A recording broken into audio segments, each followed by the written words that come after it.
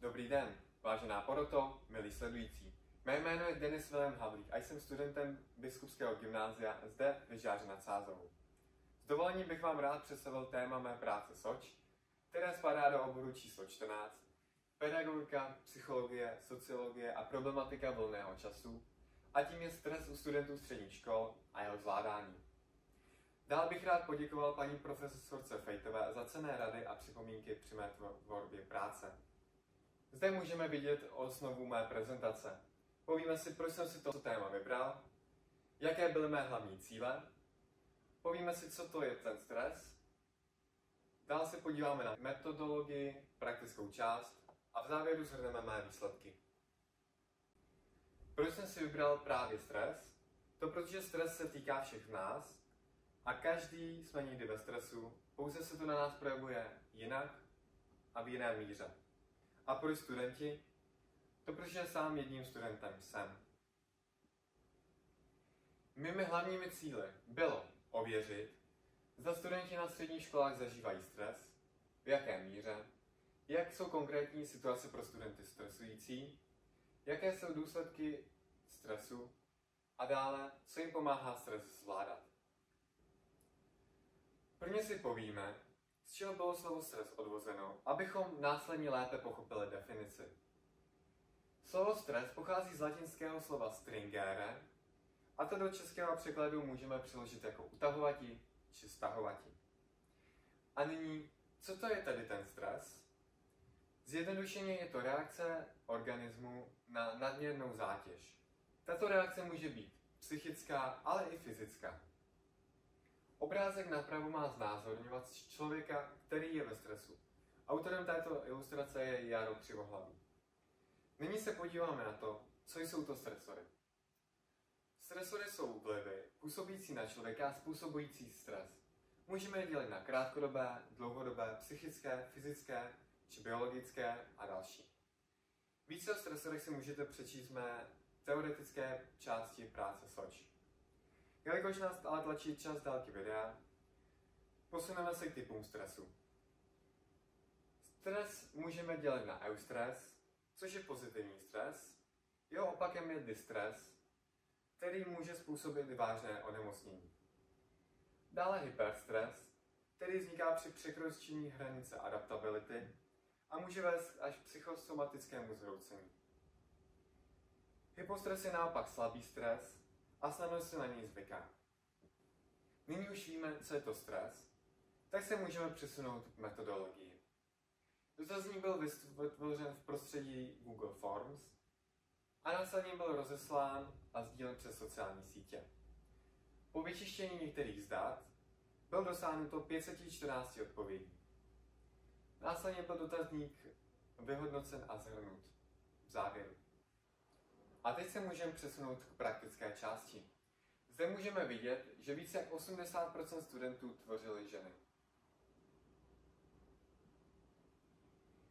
Průměrný věk se pohyboval nejvíce kolem 18 a 17 let, tedy u věku studentů středních škol.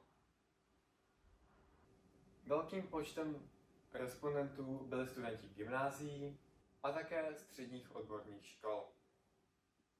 Dále se přesuneme k první otázce, která se týká stresu. Ptal jsem se studentů, jak často ve škole zažívají stres. Téměř 50% studentů odpovědělo, že často. Druhou nejčetnější odpovědí bylo, že někdy. V následující otázce jsem se ptal studentů, v jakých konkrétních situacích se dostávají do stresu. Na tuto otázku mi odpovědělo 309 respondentů. Velmi často odpovědí bylo ústní zkoušení, či jakýkoliv přednes před tabulí. Ať už je to prezentace, recitace, při výpočet nějakého příkladu, a to klidně i nehodnoceného. Studenti se bojí toho, že se strapní před svými spolužáky či učiteli, anebo také mají z toho, že budou hodnoceni před ostatními. V následujících 5 otázkách jsem zkoumal, jak moc silný stres ve studentech vyvolávají konkrétní situace. Nalevo v naší škále 1 znamená slabý stres, vpravo na naší škále 5 znamená silný stres. Tedy písemné testy ve studentech vyvolávají středně silný stres. V další otázce jsem se ptal na ústní zkoušení. Zde můžeme vidět, že míra stresu se výrazně zvedla a většina studentů odpověděla, že při ústním zkoušení zažívají velmi silný stres. Vztahy se svými spolužáky respondenti vyhodnotili jako slabě stresující situaci. Očekávání rodičů ve studentech vyvolává vyšší, ale poměrně stále slabou stresovou reakci. A nedostatek času ve studentech vyvolává velmi silný stres. Dále jsem zkoumal, jak se stres na studentech projevuje. Nejčetnější odpovědí byla únava. Následovaly obavy a pocity úzkosti či pocit přetížení. A poslední otázka, kterou bych vám dnes rád prezentoval, se týkala toho, jak se studenti snaží vypořádat se stresem. Nejvíce studentů se snaží se stresem vypořádat poslechem hudby.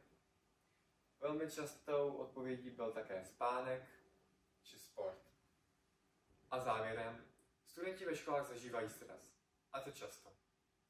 Nejvíce stresující pro ně bývá ústní zkoušení či nedostatek času, a to buď na vypracování domácího úkolu, na učení se na test, anebo při samotném testu. Nejméně stresující pro studenty bývají vztahy se spolužáky či očekávání rodičů.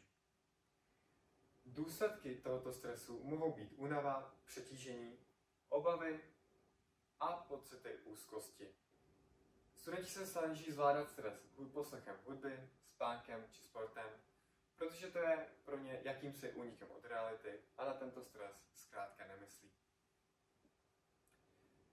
A nyní bych vám chtěl všem poděkovat za pozornost. Pokud budete mít jakékoliv dotazy, neváhejte mě kontaktovat e-mailem anebo prostřednictvím Instagramu. Pěkný den.